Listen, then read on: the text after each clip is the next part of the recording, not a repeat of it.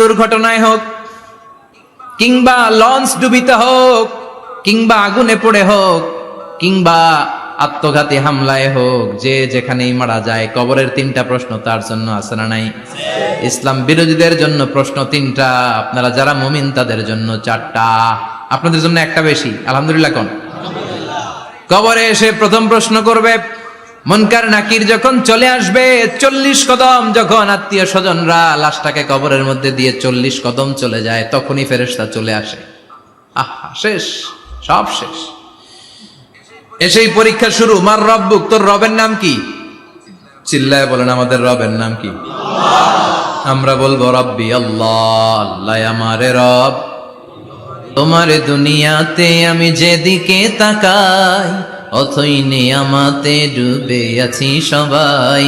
পাখপাখালির গানে শুনি তাসবিহ কল রব, তাসবিহ কল রব, আল্লাহ আমারে রব। প্রথম প্রশ্ন, তোমার রব কে? আমরা বলবো আমাদের রব আল্লাহ। দ্বিতীয় প্রশ্ন, ওমা দীনু, তোমার ধর্মের নাম কি? আমরা কি বলবো? তৃতীয় প্রশ্ন, বিশ্বনবীর চেহারা দেখিয়ে বলা হবে, আতারিফু হাদার রাজুল, এই লোকটারে চিনো নাকি? আমরা বলবো চিনি, আমাদের প্রাণের নবী, ঠিক কি না?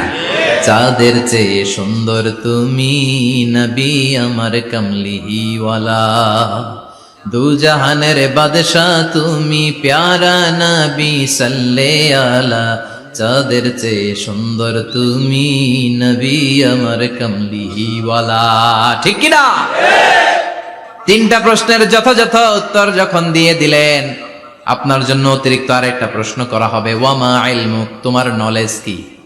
তিনটা প্রশ্নের উত্তর যে তুমি করতে পারলা, কিভাবে পারলা, কেমনে জানলা? নকল করে বলছো নাকি জেনে বুঝে আসছো? নকল হয় না? এখন মনে হয় এগুলো একটু কমছে। একটা সময় ছিল অনেক নকল হইতো। পাঞ্জাবের ভিতরে নকল, পকেটে নকল, টুপির ভিতরে নকল, মৌজার ভিতরেও নকল, এমনকি মেয়েরাও নকল করে পরীক্ষার হলে আসে না নাই? স্কেলের মধ্যে লিখে নিয়ে যায়, হাতের মধ্যে লিখে নিয়ে যায়, ওড়নায় লিখে নিয়ে যায়, কাপড়ে লিখে নিয়ে যায়, আসে না নাই? ফেরেশতারা বলবে নকল করছো নাকি? কেমনে জানলা? তিনটা প্রশ্নের উত্তর তুমি কেমনে বললা? আল্লাহ তোমার রব, ইসলাম তোমার ধর্ম, এই লোকটা বিশ্বনবী, কেমনে চিনলা? আপনাকে তখন বলতে হবে, আমি কোরআন থেকে শিখেছি, আমি হাদিস থেকে শিখেছি, আমি ইসলাম জেনে বুঝে মেনেছি, আমি আন্দাজে কোথাও ঘুরি নাই। চিল্লায় এখন ঠিক কিনা? আপনাকে বলতে হবে, এজন্য শিখতে হবে, প্রতিনিয়ত ইসলাম সম্পর্কে জানতে হবে, আখের গোছাতে হবে, জীবনটাকে আলোকিত করতে হবে। চিল্লায় বলেন ঠিক কিনা? চারটা প্রশ্নই যখন হয়ে গেল, ফেরেশতারা বলবে আহলান ওয়া সাহলান ওয়া মারহাবান বিক, খোশামদেদ, কংগ্রেচুলেশন, খোশামদেদ, কংগ্রেচুলেশন, সব প্রশ্নের উত্তর তুমি পেরেছো।